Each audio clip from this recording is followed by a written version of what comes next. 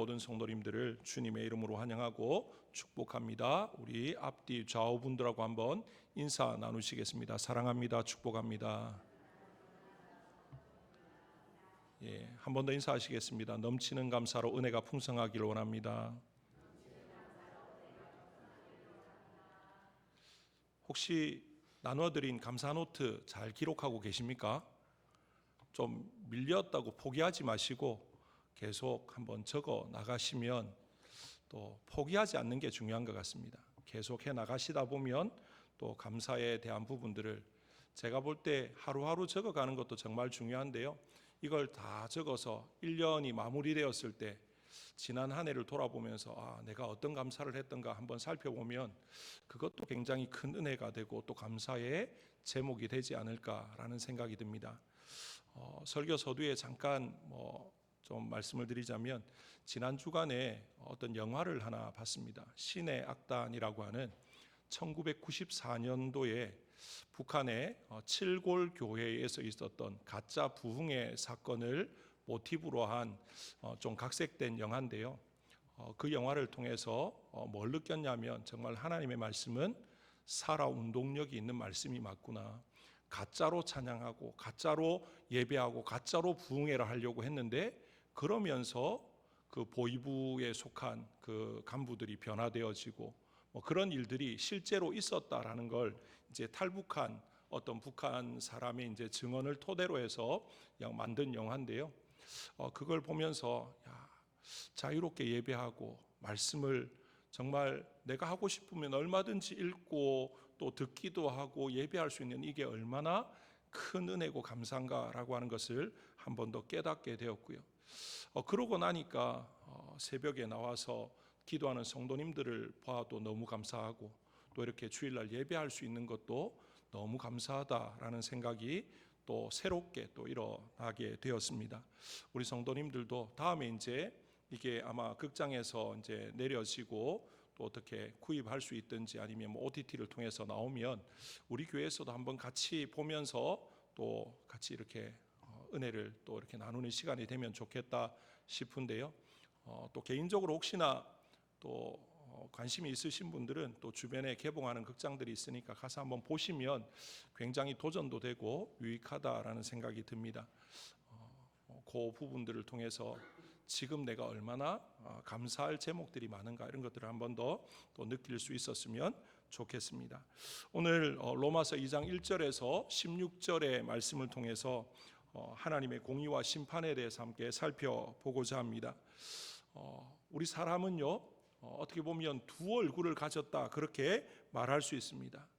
세상 사람들이 말하는 그런 두 얼굴이 아니라 우리가 성경적으로 보면요 두 얼굴인데 하나는 사람 앞에 보여지는 얼굴, 또 하나는 하나님 앞에 드러나는 얼굴, 이 두 얼굴을 가진 존재가 우리 인생이다 그렇게 말할 수 있습니다. 대체적으로 사람 앞에 우리가 꽤 괜찮게 보이려고 참 애를 많이 쓰지 않습니까? 왜냐하면 그 얼굴은 겉으로 드러나는 얼굴이다 보니까 우리가 집에 있을 때는 모르겠지만 누군가를 만나러 가든지 예배의 자리에 나오든지 어떤 모임에 나갈 때는요 외모에 굉장히 신경을 씁니다. 머리 스타일도 또 여러 가지 옷 입는 것도 다 신경을 쓰고 나가니까 그런 우리의 모습을 보면 괜찮은데 준수한데 이렇게 평가를 받을 수도 있을 것입니다. 정말 또 우리의 신앙생활도요 그냥 주일날 교회에 나와서 예배하는 이런 모습들, 그래서 기도하고 찬양하고 하는 그런 모습들을 보면 괜찮은 신앙의 모습인데 믿음이 있는 것 같은데 그렇게 평가되어질 수도 있습니다. 사람의 평가는 그럴 수 있습니다. 하지만 하나님 앞에 서면요 하나님은 우리의 외모만 보고 평가하시는 분이 아니다라는 거죠. 하나님은 우리의 무엇까지도 보십니까? 우리의 중심까지도 정확하게 보시는 분이십니다. 그렇기 때문에 사람에게 하는 것처럼 그냥 좋은 옷 입고 좀 나름 어떤 격식을 차리고 또 괜찮은 척 한다고 해서 하나님은 거기에 속는 분이 아니다라는 거죠. 우리가 지난 시간에 로마서 1장을 통해서 복음에 대해서 살펴보았습니다. 사도 바울은 복음은 하나님의 능력이다, 우리에게 구원을 베푸시는 하나님의 능력이기 때문에 나는 부끄러워하지 않는다. 그렇게 이야기하고 로마서 1장 후반부로 가면서 이제 이 복음을, 하나님을 거부한 이방인들의 이 타락, 세상 사람들의 타락상을 굉장히 신랄하게 비판합니다. 우상 숭배와 음란과 탐욕과 미움과 잔인함, 그런 모든 것들 때문에 이제 하나님께서 그들에게 진노하시고 또 정말 그들이 악한 가운데 있다라는 것을 지적하고 있는 그런 내용들이 로마서 1장 후반부에 나옵니다. 이 로마서 1장 후반부를 읽어가다 보면 우리 인생이 얼마나 악한지, 세상이 얼마나 타락하고 어두워졌는지 우리가 알게 되죠. 그럼과 동시에 우리의 마음에서 터져 나오는 게 뭡니까? 맞아, 세상은 너무나 악해. 세상은 하나님이 기뻐하지 않는 것들로 차고 넘쳐라고 그렇게 이야기합니다. 그렇게 말합니다. 이제 그런데 놀랍게도 사도 바울은 1장을 넘어서 2장으로 오면서 세상을 향했던 그 모든 것들을 어디로 향하고 있냐면요, 유대인에게로 향하고 있습니다. 유대인들을 향해서 갑자기 이제 세상을 향해 신랄하게 비판하던 그 비판을 유대인들을 향해서 비판을 하기 시작합니다. 2장 1절에 뭐라고 이야기합니까? 그러므로 남을 판단하는 사람아, 누구를 막론하고 내가 핑계하지 못할 것은 남을 판단하는 것으로 내가 너를 정죄함이니 판단하는 내가 같은 일을 행함이니라. 그렇게 지금 말을 하고 있습니다. 어떻게 보면 사도 바울의 이 이제 로마서 1장 내용을 듣던 유대인들이 그 사도 바울의 말을 들으면서 맞아, 이방인들은 악해. 정말 그들은 어떻게 그렇게 어리석고 악하고 죄악 가운데 갈 수 있어. 그러면서 손가락질하고 비방하고 정죄했는데 갑자기 사도 바울이 그렇게 정죄하던 이 유대인들을 향해서, 이스라엘 백성들을 향해서 너희도 다를 바 없다라고 말하니까 얼마나 당황스럽겠습니까? 얼마나 굉장히 좀 어떻게 해야 될지 모르는 그런 상황이 생기는 거죠. 그런데 이것은 단순히 유대인들, 이스라엘 백성들만을 향한 말씀이 아니라 오늘 교회 안에 있는 우리를 향한, 소위 수년째 또는 몇 대째 신앙생활을 해온 우리들을 향해서 지금 하나님께서 사도 바울을 통해서 말씀하고 있는 그 말씀이다라는 것입니다. 신앙의 연륜이 있는 우리를 향해서 너희도 다를 바 없다, 그렇게 지금 말씀을 하고 있는 거죠. 오늘 이 말씀 앞에서 우리 스스로를 변명하지 않고 하나님 앞에 솔직히 또 드러내면서 하나님 앞에 바로 설 수 있기를 주님의 이름으로 축복합니다. 그리고 오직 예수 그리스도의 복음만이 우리의 소망인 것을 다시 한 번 더 고백하면서 그 복음을 붙들기를 주님의 이름으로 축복합니다. 먼저 우리가 살펴볼 것은요, 남을 판단하는 자의 죄에 대해서 한번 살펴보고자 합니다. 1절부터 5절 말씀을 중심으로 사도 바울이 말을 하고 있는데, 사도 바울은 직접적으로 이렇게 말을 합니다. 남을 판단하는 사람아, 내가 같은 일을 행함으로 너를 정죄한다. 그렇게 지금 말하고 있습니다. 이 땅을 살아가는 모든 인생은요, 본능적으로 자기와 남을 비교하며 살아간다 말을 해도 틀리지 않을 것입니다. 그런데 놀라운 것은요, 그런 비교의 대부분이 누구에게 유리하게 이루어집니까? 나에게 유리하게 이루어집니다. 한때 우리나라에 유행이 되었던 말 중에 내로남불이라는 그런 말이 있지 않습니까? 무슨 말입니까? 내가 하면 로맨스지만 남이 하면 불륜이다라는 거죠. 그게 나와 남을 비교할 때 어떻게 평가하는지를 적나라하게 잘 보여주는 그런 부분인 거죠. 남의 허물은 굉장히 크게 부각시킵니다. 하지만 나의 허물은 굉장히 포장하고 축소시키는 것이 우리 죄악된 인생의 본성이 아닌가, 그렇게 말하는 거죠. 남의 죄에 대해서는 원리 원칙대로 굉장히 엄하게 또 이렇게 합니다. 하지만 자기의 죄에 대해서, 또 실수에 대해서, 잘못에 대해서는요, 굉장히 동정심을 가지고 또 접근을 한다라는 것입니다. 한번 예를 들어 보겠습니다. 약속 시간에 누가 약속을 이제 그 시간보다 조금 늦게 1, 2분이 아니라 한 30분, 1시간 늦게 나오면 우리는 어떤 생각을 가집니까? 저 사람 왜 저렇게 무책임하지? 기다리는 사람은 생각도 안 하나? 시간이 얼마나 중요한데? 온갖 이제 엄격한 기준을 가지고 그 사람을 이렇게 저렇게 비방하고 판단하고 정죄하고 평가합니다. 그런데 내가 늦으면 어떻게 됩니까? 오늘 길이 너무 막히네. 이건 누구라도 어쩔 수 없는 상황이다. 그렇게 이제 자기를 변호하고 옹호하는 그런 발언을 한다라는 거죠. 같은 모습인데도 남이 하면 굉장히 조금 극단적으로 말하면 나쁜 놈, 조금 이제 내가 하면 어쩔 수 없었다라고, 나는 그런 나쁜 사람이 아닌데 어쩔 수 없었다라고 하고 상황을 또 환경을 또 이렇게 탓하는 그런 모습들을 보게 되어지는 거죠. 왜 이런 이야기를 하느냐? 유대인들이 그랬다라는 것입니다.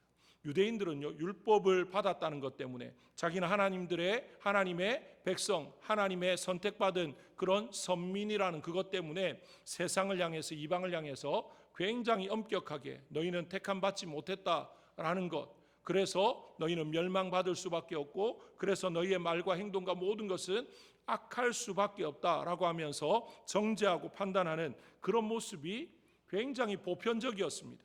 그런데 사도 바울을 통해서 하나님이 그런 유대인들을 향해 뭐라고 이야기합니까? 너희들도 똑같다라는 것입니다. 너희들도 그들처럼 똑같이 그런 죄악 가운데 그냥 편승해서 살아갔다라는 겁니다. 교만했고 탐욕스러웠고 위선적이었고 이런 모습들이 유대인들 가운데는 없었느냐? 그렇지 않다라는 것입니다. 그래서 본문을 통해서 사도 바울이 뭐라고 말합니까? 내가 남을 판단하면서 너도 같은 일을 하고 있다라는 겁니다. 욕하면서 자기도 어떻게 합니까? 욕먹을 짓을 그대로 하고 있는 것입니다. 그게 누구의 모습입니까? 유대인들의 모습이고, 오늘날 교회 안에 있는 하나님의 백성이라고 하는 성도들의 모습일 수 있다라는 사실을 우리의 마음에 새길 수 있기를 원합니다. 사람들은요, 겉모습, 즉 드러나는 것만을 봅니다. 하지만 전능하신 하나님은 우리의 속사람, 즉 중심까지도 보시는 하나님이다라는 사실을 우리가 다시 한 번 더 기억해야 될 것입니다.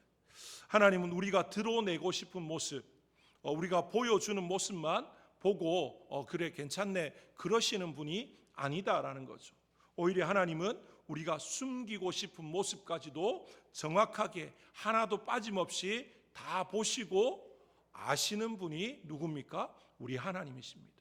그런데 그 하나님 앞에서 안 그런 척하고 오히려 세상의 다른 사람들을 향해서 비방한다면 하나님이 보실 때 우리의 그런 모습은 어떻겠습니까? 아마도 하나님이 우리를 보면서 그럴 겁니다. 너나 잘해라. 너나 잘해라. 우리가 생각할 때 우리는 굉장히 잘하는 것처럼 느끼지만 하나님이 보실 때에는 별반 차이가 없는 그런 모습을 보일 수 있다라는 거죠. 도토리 키재기라는 말이 있지 않습니까? 그냥 우리가 우리의 어떤 시선으로 보면 저 사람 대단한 사람, 뭐 이런 사람 저런 사람, 뭐 여러 가지 평가가 있을 수 있습니다. 하지만 하나님의 관점에서 보면요, 다 거기서 거기입니다.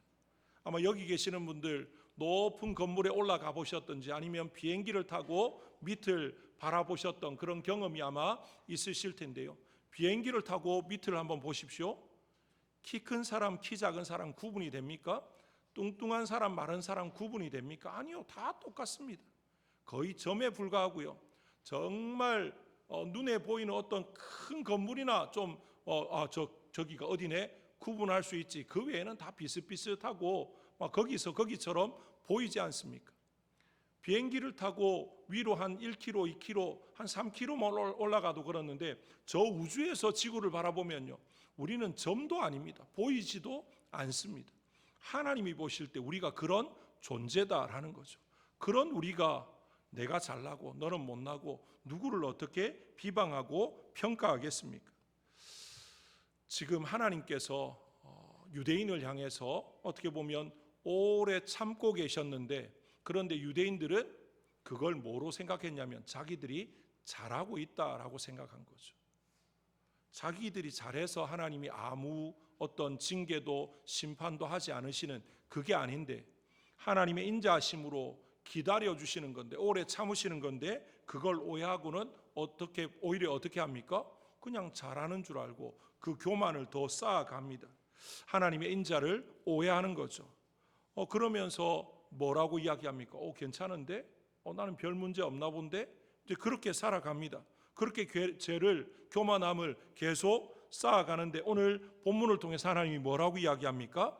그런 모습은 심판날을 위해서 진노를 쌓는 것과 똑같다. 그렇게 지금 말을 하고 있습니다.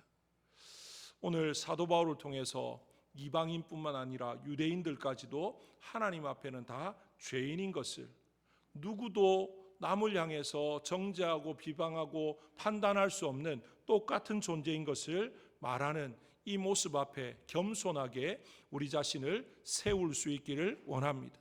그래도 나는 조금 낫지 않을까?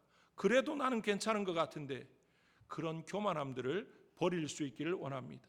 복음 앞에 선다면, 하나님을 제대로 안다면, 십자가를 제대로 경험한다면 우리의 입술을 통해서, 우리의 마음을 통해서, 삶을 통해서 터져나오는 유일한 고백은 무엇입니까? 나는 죄인 중에 괴수입니다.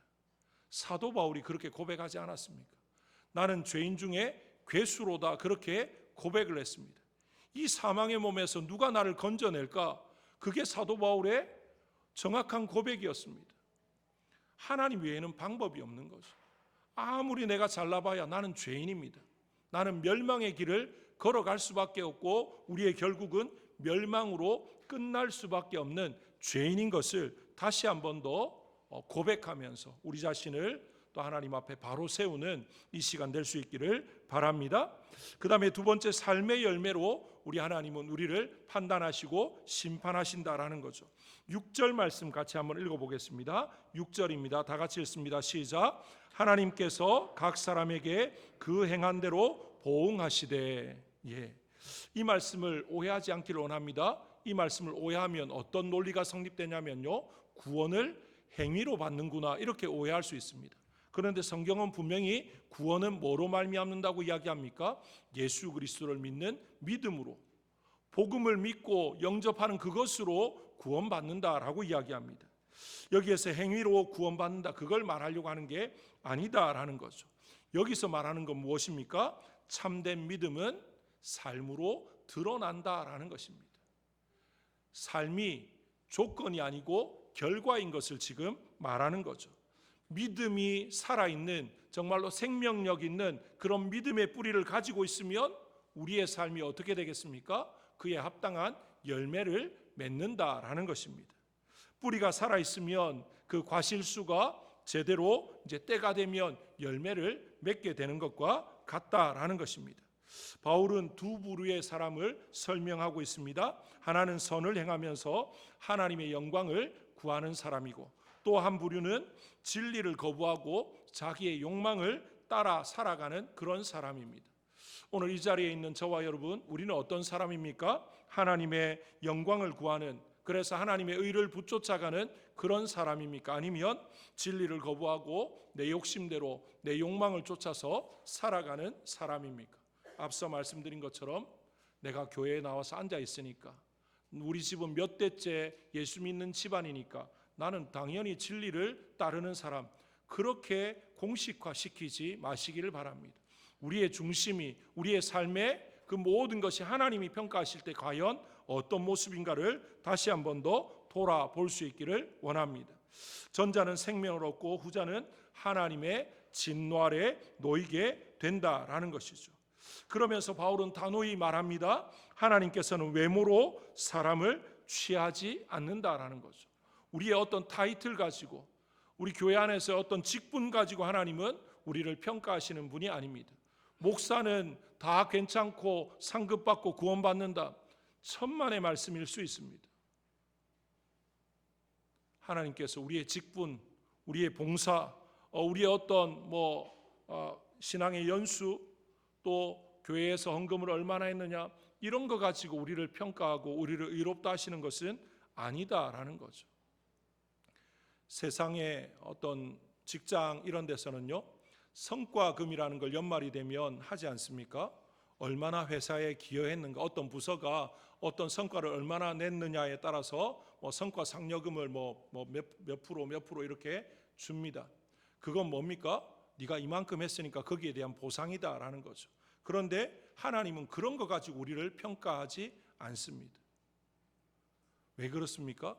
직장은요, 어떤 기업들은 그런 걸 통해서 기업의 이윤을 추구하고 기업의 어떤 부족한 걸 어떤 사람이 어떤 부서가 열심을 다해서 그걸 만회하고 뭐 이렇게 해서 좀 이윤을 남기면 그걸 굉장히 칭찬하지만 하나님은 아쉬움이 없는 분입니다. 그냥 스스로 완벽히 영화로우신 분, 뭔가 부족함이 있는 그런 분이 아니기 때문에 우리가 뭐 했기 때문에 너는 교회에서 이만큼 봉사해서 뭐 이렇게 했으니까 너는 정말 어렵네, 그렇게 평가하시지 않는다라는 것이죠. 하나님은 무엇을 보십니까? 우리가 무엇을 위해서 살아왔는가? 우리가 정말 복음을 위해서 살았는가? 오직 예수, 오직 십자가만을 바라보고 또 그것을 위해서 살아왔는가? 그걸 보신다라는 것입니다. 우리가 하나님 앞에 섰을 때 과연 하나님이 우리를 어떻게 평가하실까? 우리 자신들을 한번 돌아볼 수 있기를 원합니다. 내가 믿는다라고 말하면서 교회에 나와서 예배하고 또 봉사하고 여러 가지 섬김의 삶을 살았는데 복음이 아니라 이걸 수단으로 삼아서 나를 드러내고 내가 높아지고 내가 유명해지는 어떤 발판으로 삼았다면 하나님과 무관한 거죠. 그러면 하나님께서 우리의 모든 것들을 이제 테스트하는, 불로 심판하시는 그때에 불태웠는데 남는 게 아무것도 없게 되는 거죠. 그러면 어떻게 됩니까? 악하고 게으른 종이 될 것입니다. 저 밖 어두운 곳으로 그냥 쫓아내서 울며 이를 가는 그런 상황이 될 것입니다. 그런데 세상적으로 볼 때 전혀 화려하지도 않습니다. 드러난 것도 별로 없는 것 같습니다. 그런데 오직 사나 죽으나 복음을 위해서 예수 그리스도를 품고 예수 그리스도만을 붙쫓아서 살아왔다면 그는 그 인생 전체가 하나님 앞에 남는 것이 될 것입니다. 그러면 그런 인생을 하나님이 뭐라고 하시겠습니까? 착하고 충성된 인생이라고 하나님이 칭찬하실 겁니다. 인정하실 겁니다. 그러면 다 되는 것 아닙니까? 우리가 이 땅을 살아가는 이유가 무엇인지 분명히 다시 한 번 더 마음에 새기면서 이 땅을 살아가면서 내 속에 믿음이 있다면 그 믿음에 합당한 삶의 열매로 하나님 앞에 세워지게 해달라고 또 기도하며 나아가시는 저와 여러분 되시기를 주님의 이름으로 축복합니다. 이제 사도 바울은 율법과 양심에 대해서 말합니다. 하나님의 공의는 공정합니다. 사람마다 받은 빛의 분량에 따라서 심판을 하신다라고 말하는데 유대인은 율법으로, 이방인은 양심으로 심판을 받는다라는 것이죠. 그러면서 하나님이 뭐라고 이야기합니까? 아는 것이 중요한 게 아니라 뭐가 중요하다고 이야기합니까? 순종함으로 행하는 것, 그렇게 사는 것이 중요하다라는 것입니다.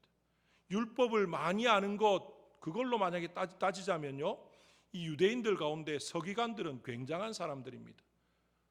제가 듣는 말로 서기관 3명이 모이면요, 창세기부터 말라기까지 다 암송을 한답니다.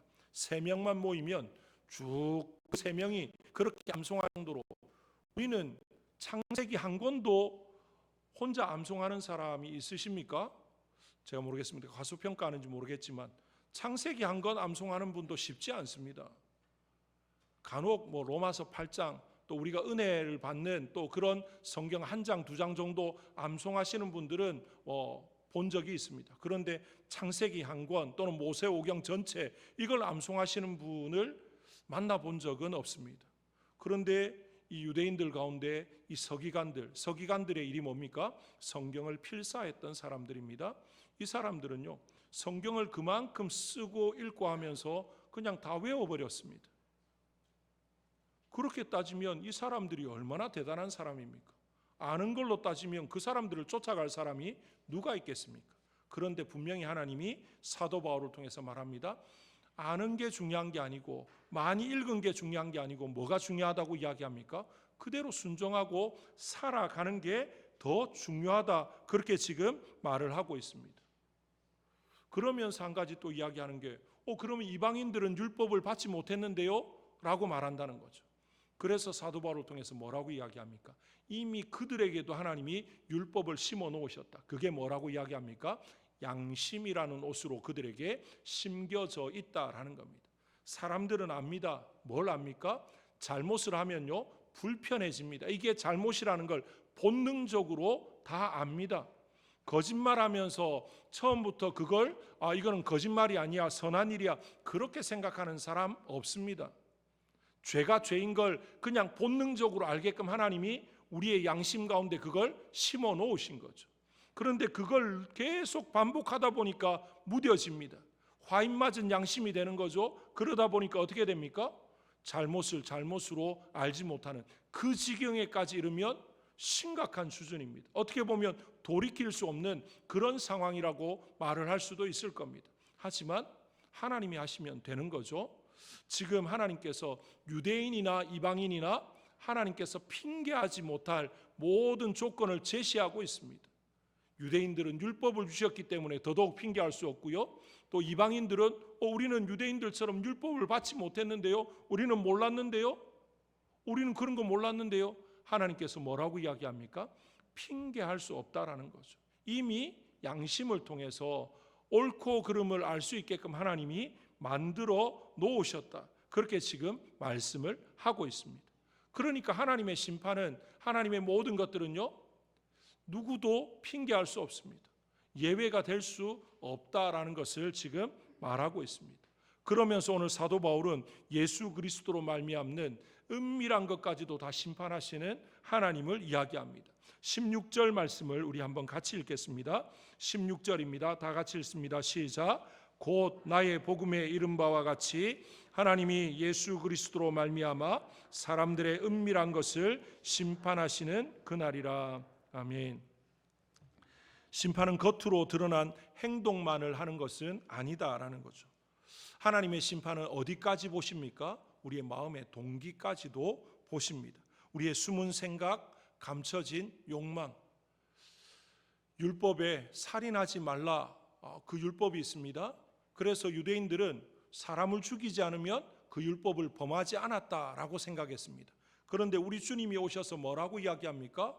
형제를 미워한 것은 살인한 것이다. 이미 살인한 것이다. 그렇게 말합니다. 간음하지 말라라는 율법이 있습니다. 내가 실제로 간음을 행하지 않으면 그 율법을 범하지 않은 것, 유대인들은 그렇게 생각했습니다. 그런데 우리 주님은 뭐라고 이야기합니까? 여인을 보고 음란한 마음을 품으면, 또는 어떤 남자를 보고 음란한 마음을 품으면 이미 뭐한 거라는 겁니까? 간음한 거다. 뭘 이야기합니까?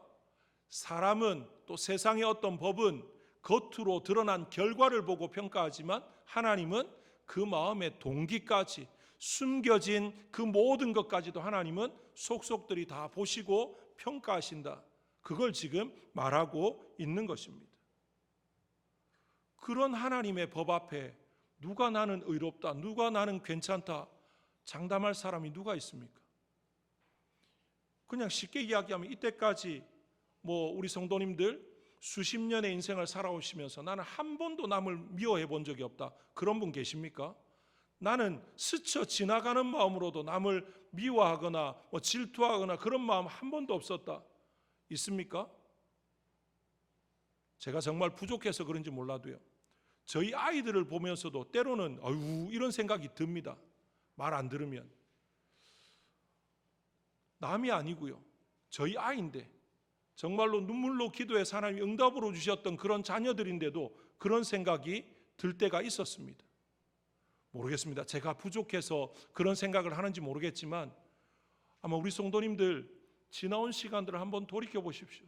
우리의 마음의 동기, 우리 감정에 숨겨진 것, 이런 것까지도 하나님이 다 들춰내고 죄목으로 삼는다 그러면 그걸 피할 수 있는 분 여기 있겠습니까? 아무도 없죠. 다시 말하면 하나님의 공의, 하나님의 심판 앞에 떳떳할 수 있는 인생은 신불신을 막론하고 아무도 없다라는 것입니다. 그러면 우리에게는 소망이 없습니까? 그 자체로는 진짜 소망이 없습니다. 그런데 우리에게 하나님이 소망을 주셨는데 그게 무엇입니까? 예수 그리스도입니다. 하나님의 관점으로 보면 우리는 다 죄인이죠. 그냥 죽어 마땅합니다.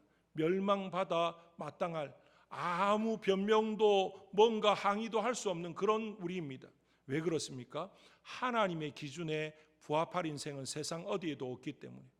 그런데 하나님께서 우리를 너무 사랑하셔서 우리에게 인자와 자비를 베푸셔서 어떻게 하십니까?